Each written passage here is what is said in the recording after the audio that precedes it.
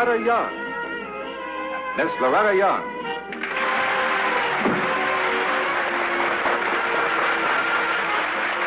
Hello. I received an awfully cute letter last week from a little girl, and it's a very sound one, too. Dear Mrs. Young, she says, I'm glad you're on television because I get to stay up late Sunday nights. I wish I didn't have to take a nap, though, on account of it. Please send me a picture. What is that shiny thing on the wall? And who is clapping their hands every time you walk into the living room? How many kids you got? Nobody claps for Mommy. Goodbye. And don't forget now, lots of love, Betty Jane Herman. Well, lots of love to you, too, honey. Now, first of all, that shiny thing on the wall is an antique, and it's called a sunburst. It was a Christmas present to us from my mother. Next, there's no connection between that clapping noise and my 3 children. Although they can make more noise than that anytime they put their minds to it. And now, about this living room. Well, it's a copy of my own living room at home. And I have about, 75 friends here who bring my living room right into yours each week. Magic, isn't it? How about it, fellas? Say hello to Betty Jane, huh? Oh, isn't that a nice sound? You know what I'd like you to do? Share it with your mommy. Because believe me, there's nothing like a little applause to brighten up the house on a moody day, huh? Our letter this week, I believe, is, well, it's too personal to read in detail. But I would like to sum it up because it's a serious situation. It's from a woman, 32 years old, who is planning to abandon her plan to marry a very nice man, from what she says, because her father, a well-to-do retired lawyer, has decided that he couldn't be happy with his only daughter away from him and married. Well, perhaps it would help these 3 people concerned if I recall another such situation. A father at retirement age and one of his famous daughters, Charlotte Bronte, and her suitor, in Haworth, Yorkshire, England, exactly 100 years ago.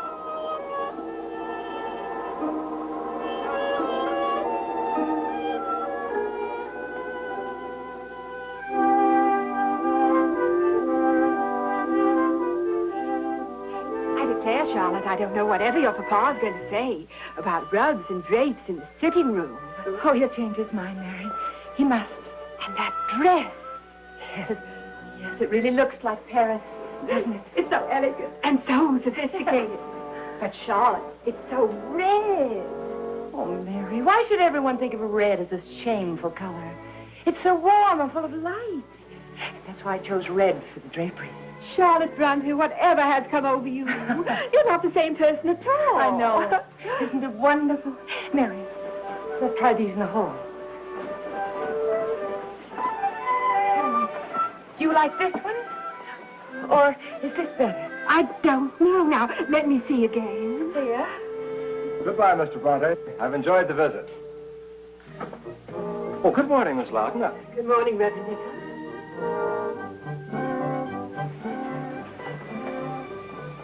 Do you approve, Reverend Nicholls? Oh, it's beautiful beyond words, Miss Bronte. Oh,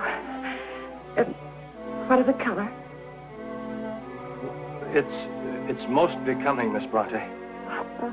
What is becoming? What are you discussing, Charlotte? Why, Papa, we were discussing the carpets and the draperies. The samples arrived from London just this morning. I told you my decision concerning that. You will send them back immediately. There will be no pampering of the flesh in this house. But there's nothing sinful about being warm. And indeed, I shan't send them back. And besides, Papa, you'll feel quite differently about it once you become accustomed to them. I shall not discuss the matter with you, Charlotte. You will immediately return them.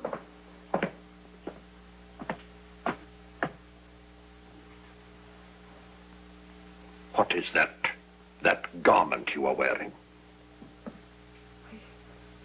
It's a dress, Papa. Paris creation.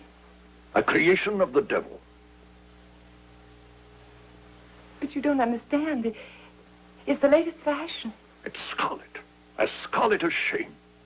Go to your room immediately and remove it. Please, Papa, you must listen. I don't intend to wear it outside of the house. I just wanted to Isn't it enough that I've been shamed before the world by a drunken son? Please. Must my one remaining child flaunt herself in a gown of scarlet like a Jezebel? Please, Papa, please. Shameless. Go to your room and burn that garment of Satan. Go. Do you hear me? Obey me at once. Charlotte! Come back here. Don't dare to leave the house dressed like that. Mr. Nicholls, go after her at once. She's out of her mind. I think that's entirely possible, Mr. Bronte. I think I'd better go on home.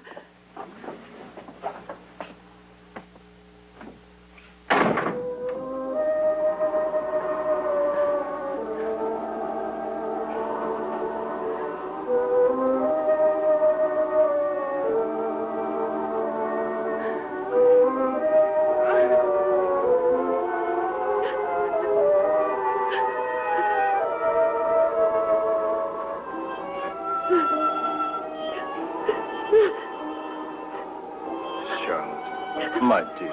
Arthur! Arthur! Very brave. I was proud of you. Oh, Arthur.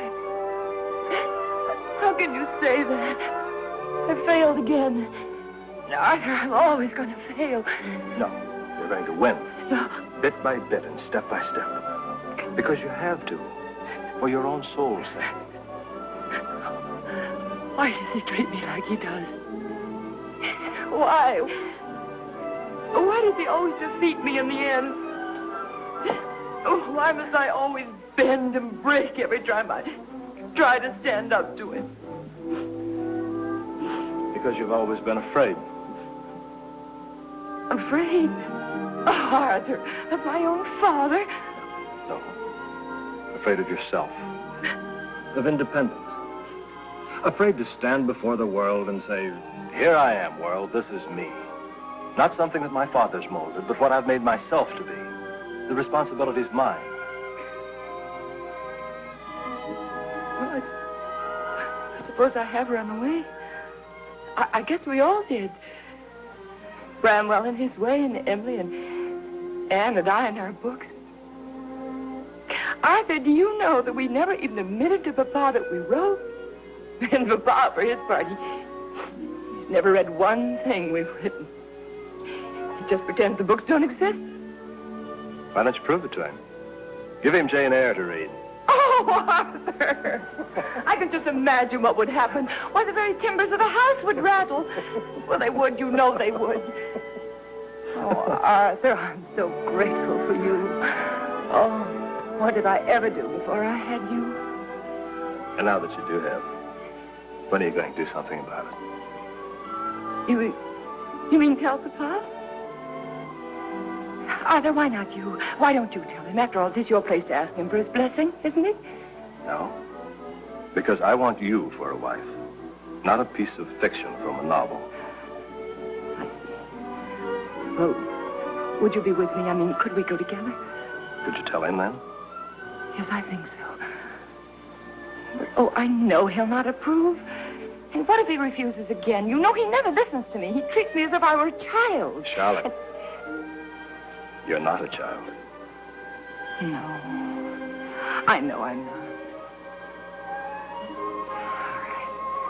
All right, Arthur. Come on.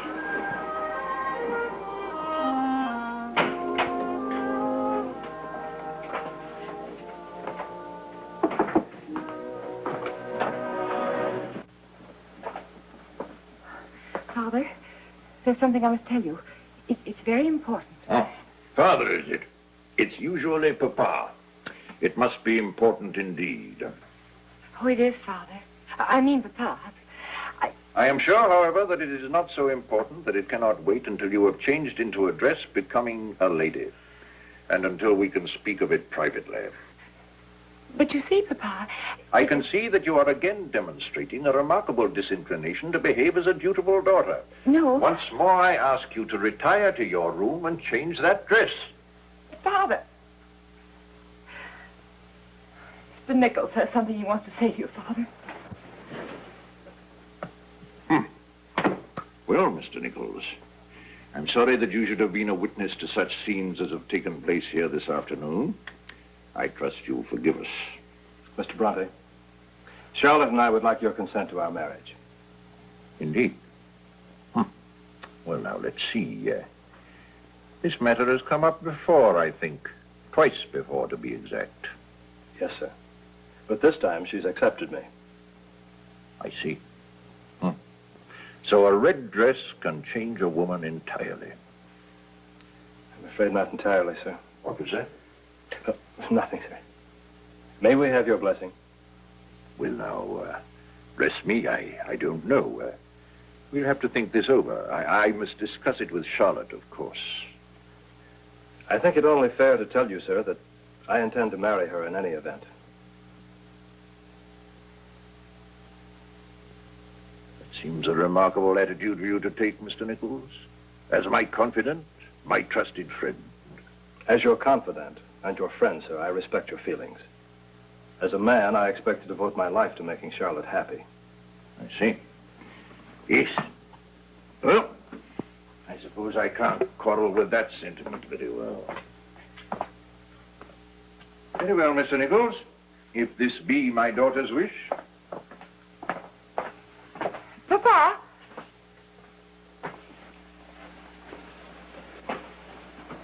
Papa, as you know, I've written a book, and it's called Jane Eyre. I would like you to read it. Jane Eyre, eh? Well, I must read it, of course. Oh. And now, if you'll excuse me, I have some writing of my own to do.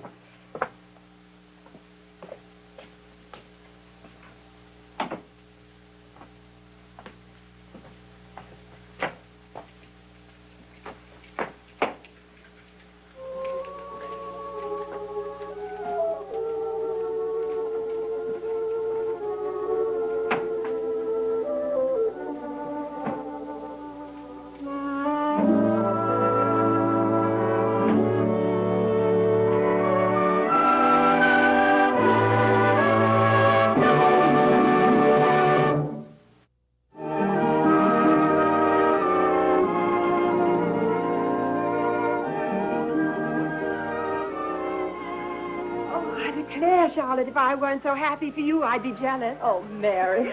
Not even a London bride could have a more magnificent array of gifts. Mary, look. How lovely. Oh. And from such fearfully famous people. Oh. Look, even Mr. Thackeray himself. Yes. You must be the happiest bride and the proudest that the sun ever shone upon. I am, Mary, I am. Come now, we must hurry. Just a minute. I'll get Papa. One moment, please.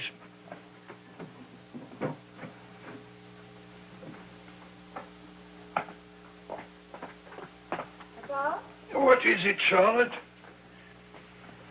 Come in. It's almost time to rehearsal. But Papa, you're not dressed. I'm afraid you'll have to go without me, Charlotte. These weak spells come over me, and I haven't the strength for anything. But you should have told me. I didn't know you were ill. I'll send for the doctor at once. No. It's nothing that a doctor can help. Old bodies wear out, that's all. Oh, nonsense, Papa. You're going to live forever. Believe that if it's any comfort to you, Charlotte. In any case, this is not an illness of the body, but of the heart. Oh, please, Papa, please. Oh, well, it's no great matter. Life has not been so kind to me that I should dread to leave it. Charlotte, we're going to be late. Yes, Mary, yes, I'm coming. Are you sure you won't change your mind? I must go, and I don't want to leave you alone. No, you go along to your pleasure, child. I must get used to being alone. Charlotte, darling. Yes, Mary, I'm coming. I'll be back soon, Father. Papa, don't be lonely.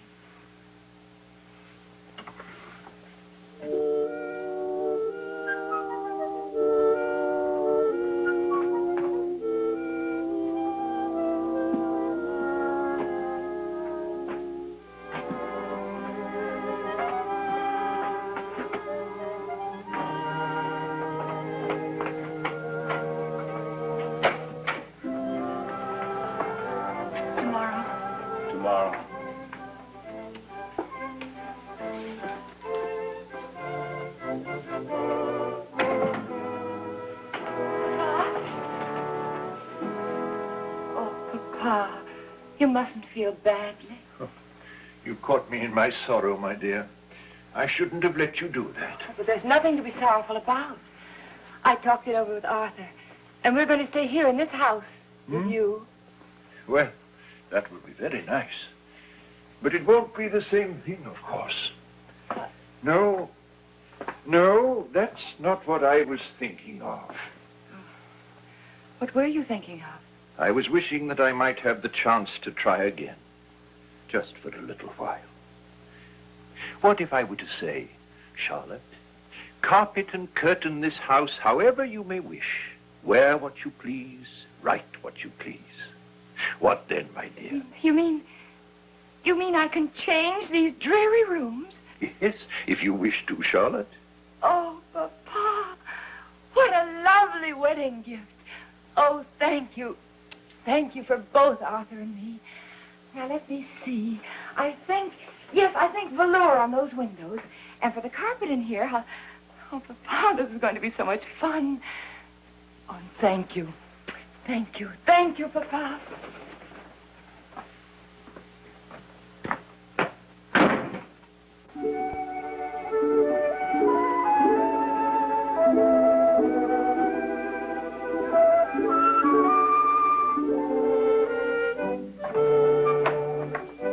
Good morning, Mary. What's that lovely thing you're carrying? Whatever it's for. Here, let me help you with it. Oh, don't you dare touch this gown, Arthur Nicholls. What are you doing here anyway? Don't you know it's bad luck to see the bride before the wedding? Rank superstition. And besides, I'm here on official business. Will you present this to Her Majesty and inform her of my presence? Much good it'll do you. It's only an hour till time for the service, and she'll never see you on her wedding morning. She'll see me.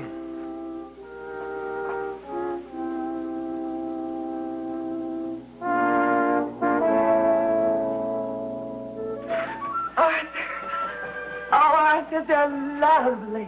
Oh, my dear. What must heaven be like? Very like this, I should think. Oh. Charlotte. Yes, Papa? I've changed my mind. There'll be no wedding today. Whatever do you mean? Just what I said. I've wrestled with my conscience all night and my mind is made up.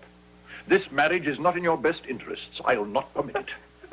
Papa, you can't do this. I can, and I will. But the guests, they're all gathering at the church. Send them word to go home. And the presents, Papa. Return them. Father, please. You don't know what you're doing, please, I'll not Father. discuss it further, Charlotte. You...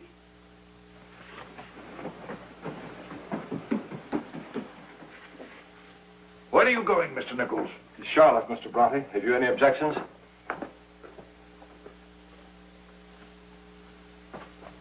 Charlotte. Arthur, help me. Help me, Arthur, help me. I can't, darling, I can't. This is the lonely place. No one can help you now but yourself. Please. I can't. You must.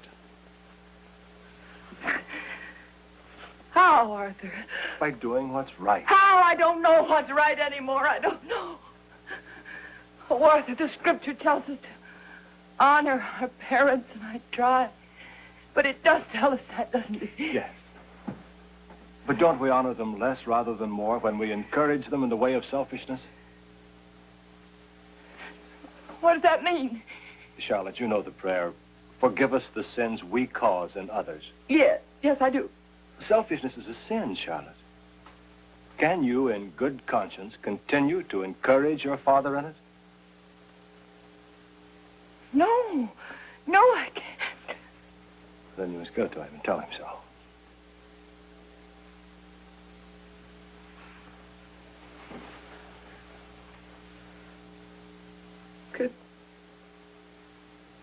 Could you go with me? No, dearest. You must do this by yourself. Everyone must learn to walk alone, Charlotte, before they can walk with someone else. Please. I love you, dearest. Arthur! Where are you going? I'm going to pray for strength for you.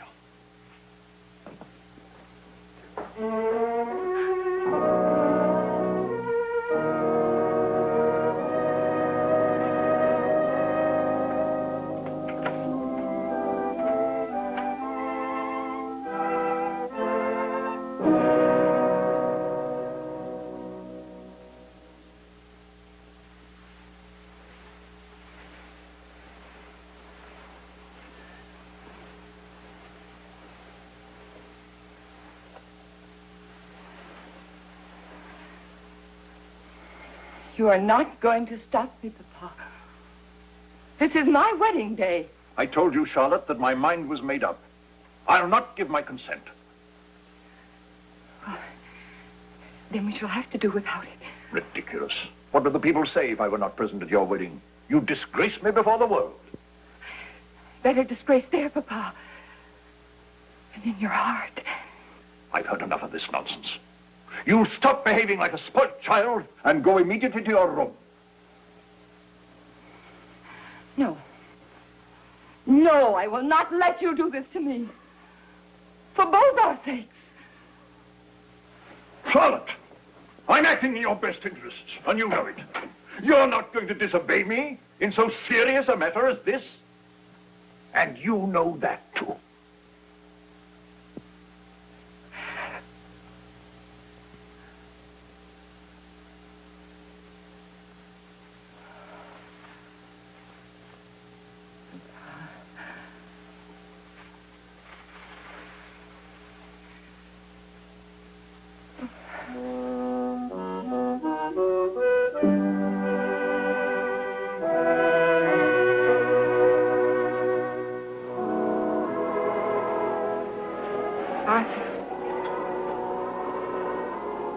This far alone. May we walk to the church together.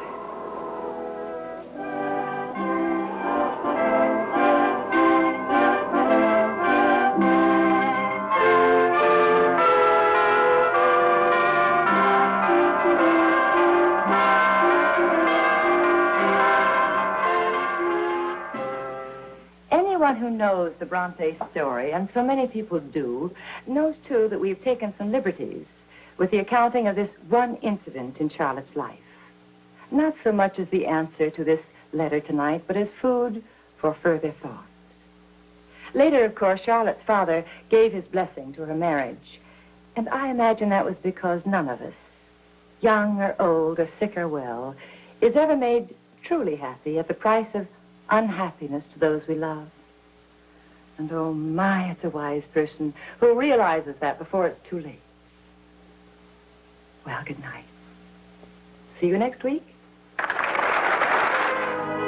Visit Loretta Young again next week, same time, same station.